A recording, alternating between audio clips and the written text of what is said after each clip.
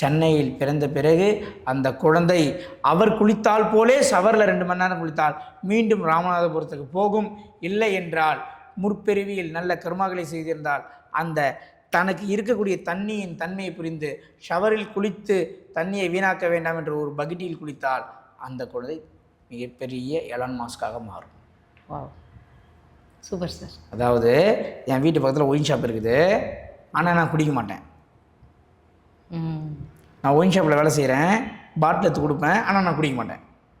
நான் நான்வெஜ் கடையில் பாஸ்போர்ட் போடுறேன், ஆனால் நான் சாப்பிட மாட்டேன். நான் பியூர் வெஜிடேரியன்.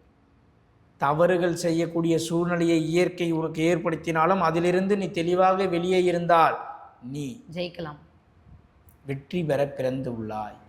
Super sir. அப்போது நீங்கள் சென்னையில் இருந்தா, கோயம்புத்தூரில் இருந்தா, ராமநாதபுரத்தில் இருந்தா, தர்மபுரியில் இருந்தா என்ன மாதிரியான தவறுகளை பூர்வ ஜென்மத்தில் செய்திருப்பீர்கள் என்று ஒரு ரிசர்ச் பண்ணுறேன். சாதாரண ரிசர்ச் அல்ல அது. இப்போவே இது வரைக்கும் சொல்லும் போதே ஒரு மாதிரி தெளிவாக இருக்குது, புரிஞ்சிருச்சு. ஓரளவுக்கு புரிஞ்சிருச்சு. அப்போ எந்த மாதிரி நம்ம பண்ணியிருப்போம், என்ன பண்ணால் இங்கே பிறந்திருப்போம் அப்படின்ட்டு ஒரு புரிதல். ஏன் கோயம்புத்தூரில் பிறந்து சென்னைக்கு வந்து நீ வேலை செய்கிற? சென்னையில் பிறந்து நீ உன்னை கட்டி கொடுத்தாங்க, உன்னையே பெங்களூரில் கட்டி கொடுத்தாங்க.